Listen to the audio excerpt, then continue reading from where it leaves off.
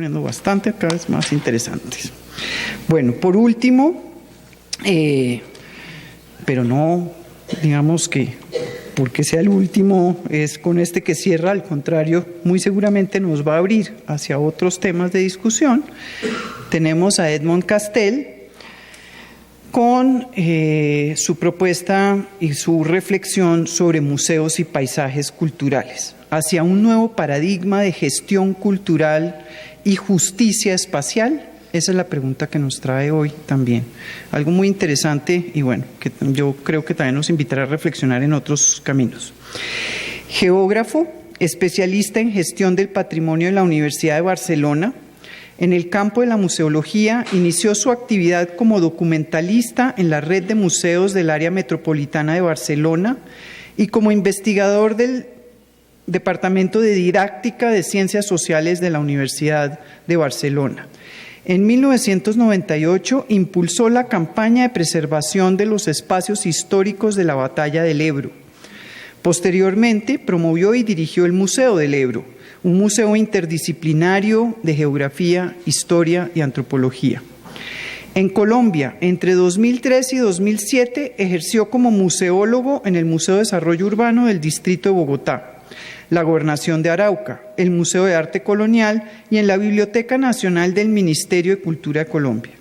Dirigió el Sistema de Patrimonio y Museos de la Universidad Nacional de Colombia y participó en el Comité de Gestión de la primera maestría en Museología en Colombia. En la actualidad se desempeña como director del Instituto de Investigaciones Estéticas de la Universidad Nacional. Bienvenido, Edmond.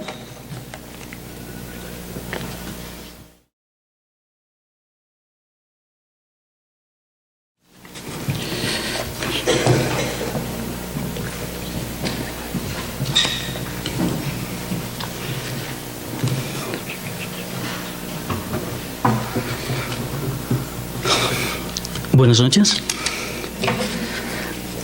A continuación les presentaremos unas 30 diapositivas, van a ser muy rápidas, ya lo verán, que van a tratar sobre el tema que se plantea, museos y paisaje, hacia un nuevo paradigma de gestión cultural y justicia espacial. Es la pregunta que nos planteamos para un evento, un coloquio, pues que en primer lugar tenemos que agradecer ser invitados, haber sido invitados, y que nos permite ver pues el lema 2016 del ICOM, el que plantean para el Día Internacional de los Museos, Paisajes y Museos, y el mismo tema de este coloquio, los museos más allá de los muros, como una oportunidad para pensar la importancia que tiene el espacio para los museos, para el patrimonio cultural, una oportunidad para interpretar la capacidad de algunos movimientos sociales para empoderar a la gente con los espacios que viven, sus espacios vividos, e incluso para crear nuevos lugares para crearlos de forma comunitaria, en común, como pues hemos podido observar en algunas de las anteriores presentaciones. Pero también una oportunidad sobre la influencia que tienen esas prácticas sociales desarrolladas por esos grupos, por esos movimientos, en el pensamiento museológico. Y también una oportunidad, creo que se plantea alrededor de este coloquio, para imaginar lo que puede ser el sentido, la proyección de las instituciones museales, las instituciones culturales, en general, y de forma específica los museos. Siguiente. Entonces empezaremos pues haciendo como una aproximación, una noción a lo que pensamos que son los museos. Y en nuestro concepto, el que manejamos, pues consideramos que los museos son zonas de contacto. Podemos pensar que son zonas de contacto que conectan distintas cosas. Siguiente. Por ejemplo, acá les planteamos que conectan pues los museos como equipamientos culturales especializados, conectan las escuelas, la calle y las personas. Esa sería una de las primeras conexiones que hacen los museos, que desarrollan. Siguiente. Y más allá de esta conexión podríamos ver múltiples, pero una que nos interesa precisamente fijar la atención en esta noche es ver la que establecen los museos entre lo que es el mundo de sus colecciones, sus vitrinas, todo lo que está dentro de sus vitrinas, con lo que está fuera, el DB, dentro de vitrinas, con lo que es fuera de vitrinas. Esa es una de las conexiones que establecen los museos. Y dentro de esa labor que han venido desempeñando los museos históricamente, dentro del DB, dentro de vitrinas, podemos ver que los museos han desarrollado una serie de funciones. Siguiente. Por ejemplo, entre las viejas funciones, dentro de las vitrinas, pues podemos ver la de la conservación, ¿sí?, la divulgación, documentación, perdón, la D, y la exhibición de sus colecciones, sus artefactos, su patrimonio cultural, su cultura material. Esas son algunas de las viejas funciones que vienen desarrollando los museos. Siguiente. Pero los museos en los últimos 30 años han venido incorporando nuevas funciones que vienen desempeñando de forma más o menos pues exitosa, y que los convierten en laboratorios de conocimientos y los convierten en laboratorios de experiencias, los LE. Y esas nuevas funciones podríamos decir que se resumen o se condensan alrededor de la participación con la comunidad, con las comunidades en las que se encuentran, procesos de mediación cultural y procesos de comunicación del patrimonio. Esas serían algunas de las nuevas funciones que desarrollan los museos. Siguiente. Pero el despliegue de esas viejas y nuevas funciones de los museos posiblemente se ve afectada por algo tan sencillo como es la accesibilidad. Es algo que tenemos que pensar, y la accesibilidad nos llevará a pensar las barreras que rodean los museos. ¿Qué nos referimos por accesibilidad cuando hablamos la gente que trabaja, opera desde los museos? Siguiente. Porque la accesibilidad no se refiere solamente a la geometría. Accesibilidad para un geógrafo, pues eventualmente será esa característica que hace algo accesible y que se relaciona con la oportunidad relativa de interacción y contacto. Esa sería una posible definición de accesibilidad de forma genérica. Pero los geógrafos y museólogos, como pues expresamos, sabemos que la accesibilidad no solamente es geometría. Hay factores culturales y sociales que afectan esa accesibilidad. Y esa accesibilidad al mismo patrimonio cultural y a las funciones que desarrollan los museos es lo que le llamamos accesibilidad diferencial. Siguiente. Y la accesibilidad diferencial, que son todos esos factores que rodean a los museos y que restringen, limitan pues el acceso a los museos, al desarrollo de pues sus funciones, es lo que acostumbramos a llamarles, en un sentido más coloquial, las barreras. Y aquí tienen algunas de las barreras, una tipología de barreras que rodean pues un museo, que está de color azul con un punto. De forma rápida les diría que las barreras que hemos pues presentado en esta diapositiva son muy sencillas, son las G, la S, la I, la G, la E, la A, T, la I, la L y la C. Son muy sencillas de entender. Sí, no se preocupen. La G, pues podría ser, la primera G son las barreras geográficas. Son las barreras que inmediatamente pues cualquier persona asocia después de las físicas. Las barreras físicas seguramente son las más perceptibles para la mayoría de la gente, son las que impiden el acceso a un patrimonio cultural, a un contenido, a unos conocimientos asociados a ese patrimonio cultural. Pero las geográficas, pensando en el espacio, son aquellas barreras que impiden, dificultan, reducen el acceso pues a esos bienes culturales, a ese patrimonio cultural, a esos conocimientos. Este mismo Museo Nacional sería más difícil de acceder, de conocer, si estuviera ubicado, no sé, en los cerros de Monserrate, por ejemplo. Es muy sencillo de entender. Pues esas son las primeras barreras que acostumbramos a pensar, las físicas, las sensoriales, pero existen otras barreras un poquito más sutiles, como por ejemplo pues las sociales, las barreras que se rodean y que tienen que ver con factores sociales y que impiden que muchísimas personas accedan a los museos, se beneficien de esos bienes comunes que contienen los museos, las intelectuales, por ejemplo, o las generacionales. Los museos generan discursos que posiblemente solamente se dirigen a unos grupos poblacionales, no a todos. No todos los museos pueden hacer esa labor de dirigirse a todos los públicos. Esa sería otra barrera, la generacional. Las económicas, barreras económicas.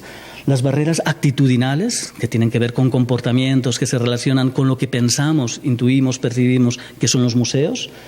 Las T, las barreras de transporte, muy importantes. O sea, que haya un sistema de transporte más o menos eficiente influye en la accesibilidad diferencial a esas instituciones culturales, a esos museos.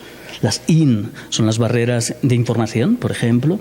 Y las últimas, para terminar, serían pues, barreras culturales como las que rodean los museos, las C, barreras culturales, o pues dentro de las barreras culturales, que es todo ya un universo, podríamos pensar las barreras lingüísticas y podríamos hacer una reflexión en los museos en los que trabajamos, en los que operamos, qué tipo de lenguas usamos, transmitimos. O sea, pues esas son barreras que se constituyen factores que reducen la accesibilidad a los museos. ¿Qué podemos hacer para superar esas barreras? Siguiente. ¿Qué podemos hacer para sortearlas, superarlas o incluso yo diría, cómo podemos hacer para usar de forma creativa esas mismas barreras? Una barrera para un geógrafo, la accesibilidad diferencial, no es algo necesariamente peyorativo, es algo que existe y es algo pues, que pedimos que seamos conscientes de que precisamente existe y podemos pues, usar para diluirlo, neutralizarlo o incluso aprovecharlo pues, en pro de la misma institución museal. Nos interesa, por ejemplo, que haya barreras T temporales para que los funcionarios del museo pues, puedan descansar y seguir siendo productivos para el día siguiente. Pero entonces tenemos que ver cómo debería ser esa regulación de las barreras T temporales o horarias para ver hasta dónde podemos ampliar el horario, en qué calendario, en qué días del calendario. Pues mi pregunta es, ¿cómo podemos superar esas barreras que existen, que rodean los museos en su labor dentro de vitrinas, con sus colecciones? Pues una respuesta es la que nos congrega acá, es precisamente con el uso del paisaje. Siguiente. Bien, aquí tienen los FB, fuera vitrinas. Fuera vitrinas es un campo posiblemente menos explorado, menos desarrollado por parte de las instituciones museales, pero es el que posiblemente se abre, uno de los caminos que se abre para proyección de los museos. Siguiente. Pero el paisaje, como ustedes saben, es un concepto polisémico. Sirve para muchas cosas. Siguiente. Podemos ver que es un concepto dinámico, muy evolutivo. No tiene nada que ver posiblemente nuestras percepciones de lo que es el paisaje con las percepciones o la noción de paisaje que se tenía en la Edad Media europea, como el espacio de dominio de un señor feudal, por ejemplo. Es un concepto muy dinámico, el de paisaje, es multidisciplinario. Ni tan siquiera los geógrafos se atreven a arrogarse la atribución de que es un concepto propio para esa disciplina, sino que es un espacio, una noción compartida para muchas disciplinas, afortunadamente. Es plural en ese sentido, va más allá de las disciplinas académicas. Cualquier persona puede atreverse a definir de alguna forma una noción de paisaje, afortunadamente de nuevo. Pero el paisaje también, precisamente por esas connotaciones, se convierte en un concepto que puede ser relativamente ambiguo.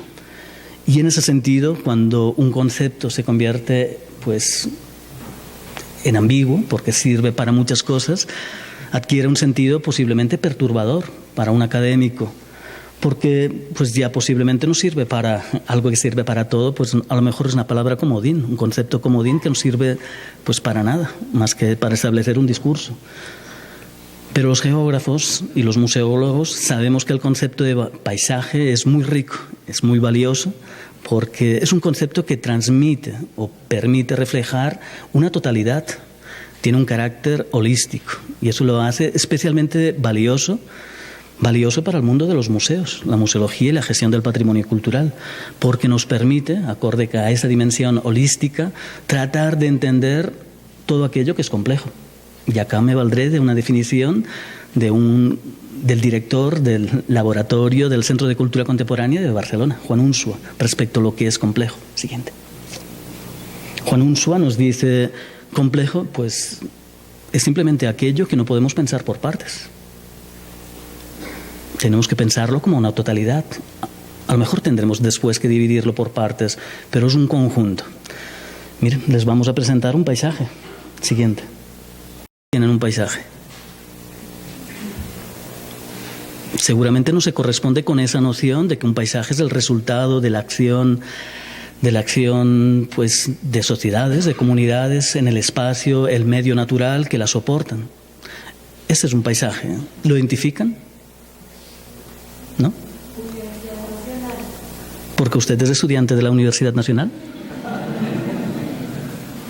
Efectivamente, este es el paisaje de la Universidad Nacional de Colombia, acorde a un desarrollo del concepto de paisaje que nos sugiere pues, el urbanista, arquitecto urbano que se conoce como Kevin Lynch. Siguiente. Kevin Lynch nos plantea una definición de paisaje interesante, rompe los moldes de pensar que el paisaje siempre es el resultado de algo, sino que nos plantea con su definición que el paisaje puede ser la proyección de alguien. O sea, los paisajes nos dan continuidad a las personas, sentido de pertenencia a un lugar. Pero lo que nos plantea Kevin Lynch es algo distinto. Kevin Lynch nos dice, el paisaje es un amplio sistema mnemotécnico, algo se refiere a señales para la memoria, para la retención de un grupo y sus ideales. Y es, por lo que me consta, la primera definición que habla de que un paisaje puede ser pues, un sistema que hable de los ideales de una comunidad humana, que piense en términos no tanto de pasado como en términos de futuro, o que trate de articularlas ambas. Entonces, eso nos permite, por ejemplo, esa definición, interpretar cómo es la ciudad universitaria de Bogotá, la sede de la Universidad Nacional de Colombia en Bogotá. Siguiente. Que es este espacio que ustedes ven acá. Y ese sí se aproxima más a la noción de paisaje que ustedes pueden tener, pero que se corresponde de forma prácticamente literal con ese diagrama, ese grafo que le hemos mostrado anteriormente, que no deja de ser una territorialización del conocimiento. Ese es el paisaje de la Universidad Nacional, lo que podría ser uno de sus principales valores. Es una territorialización, una apuesta material, yo diría la más plasmada de forma más clara, explícita, en un espacio concreto que tenemos acá en Bogotá. Siguiente. En ese sentido, acorde a esa noción de paisaje, lo que podríamos decir es que el paisaje funciona como un conector, igual que los museos. Funciona como un conector, como un material sináptico que de nuevo conecta personas, espacios y tiempos. Siguiente. Y con eso podemos hacer una afirmación, y es que gracias al paisaje cultural podemos pensar el tiempo. Gracias al espacio podemos pensar el tiempo hacia atrás y tratar de interpretarlo, pero también intuir tendencias de futuro. Y eso lo podemos hacer gracias al paisaje de nuevo. Siguiente.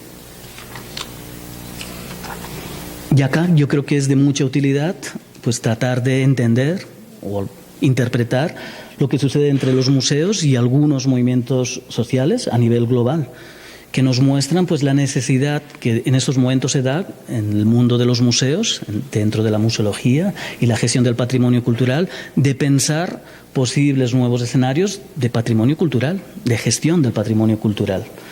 Siguiente. Frente a lo que podríamos pensar es una crisis global, y solamente nos fijaríamos en una ambiental, por no entrar a sociales, económicas, etcétera, sino simplemente pensar frente al reto de un eventual, o no eventual, sino real cambio climático, podemos ver que los museos, como los movimientos sociales en defensa del territorio, pueden y deben realizar aportaciones valiosas para la sociedad en su conjunto. ¿Cómo son? Pues las vamos a ver ahora. Muy sencillas. Nos pueden servir los museos para desarrollar una agenda comunicativa de temas relacionados con el paisaje, el espacio que vivimos. Siguiente. Nos pueden servir para contribuir a definir responsabilidades. No todos tenemos la misma responsabilidad respecto a esa crisis ambiental que vivimos. Siguiente. Nos pueden servir los paisajes y los museos para facilitar el diálogo entre personas, entre comunidades, entre grupos, para facilitar el diálogo social. Siguiente. Y nos pueden servir para aportar nuevos esquemas, perspectivas de interpretación a nivel local con lo global, o lo global con lo local, o espacios ubicados en sitios distintos o en momentos distintos. El paisaje y los museos tienen ese potencial, esa capacidad. Y finalmente tienen, siguiente, nos pueden facilitar lo que sería pues algo muy importante, crear una nueva cultura espacial, una nueva cultura del paisaje, que frente a lo que ha sido la dinámica de los últimos 200 años, pues rompa el esquema, el paradigma, pues basado en el extractivismo, por ejemplo. Pues para eso sirven los museos, para eso sirve el paisaje cultural cuando se articula con los museos. Siguiente. Y en ese sentido, pues una posible proyección que podrían tener y que van a tener seguramente muchos museos en el mundo, no solamente en Colombia, es que se van a convertir en centros territoriales pues de implementación, de diseño de políticas públicas para la protección activa de paisajes culturales. Esa seguramente será una de las proyecciones de los museos más allá de sus colecciones, fuera de sus vitrinas. Siguiente. Y con eso ya, para concluir, creo que se nos abren a las personas que trabajamos en los museos, las personas que pensamos los museos, unos horizontes museológicos bien interesantes. Son los siguientes. Siguiente página. Los museos, en esa articulación con los paisajes, posiblemente nos van a servir para pensar, diseñar, interpretar formas de acción colectiva en defensa del territorio, en el presente, en el futuro y hacia el pasado, por supuesto. En esa proyección, los museos a futuro seguramente nos van a servir para pensar, interpretar, discutir nuevos patrimonios culturales, nuevos bienes comunes. El economista Guy Standing, por ejemplo, nos dice: la línea del horizonte forma parte de nuestros comunes, nos pertenece. Es ya un nuevo patrimonio cultural, esas líneas del horizonte. Tenemos que saber gestionarlas, pues esos van a ser los nuevos horizontes que se están abriendo en estos momentos. Y finalmente, uno que le sugiero, que me parece importante, muy importante, es las nuevas estrategias en la justicia espacial. Y acá regreso de nuevo a esa idea que traté de presentar al principio, el de accesibilidad diferencial desde los museos. Justicia espacial, en principio, podríamos pensar que, y es, por supuesto, es una mayor igualdad en la capacidad de acceso a bienes y recursos culturales, que pues seguramente es obvio, pero no obsta decirlo, no es igual para todas las personas. Pues bien, la justicia espacial está orientada a garantizar esa capacidad en mayor igualdad de acceso a esos bienes y recursos culturales. Pero la justicia espacial, desde los museos, con esta articulación con los paisajes culturales, con el espacio, va más allá. Va más allá de la inclusión, la accesibilidad, la conexión, la localización, términos geográficos. La justicia espacial es, sobre todo, un marco conceptual. Un marco conceptual que nos permite entender, pensar y contrarrestar y crear mecanismos que vayan contra los mecanismos de opresión que provocan diferenciación y segregación social dentro del espacio. Pues esas son mis inquietudes que les quería transmitir en esa presentación. Muchas gracias. La siguiente.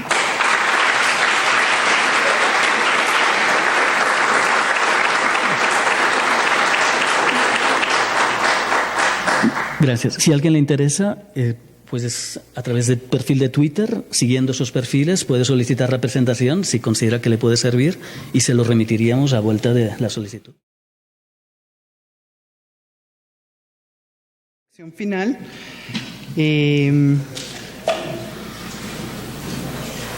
Creo yo que lo que se vive y se experimenta en los paisajes es algo que ya de alguna u otra forma los museos vienen reflexionando y vienen incorporando como esas reflexiones para también transformarse a sí mismos, ¿no?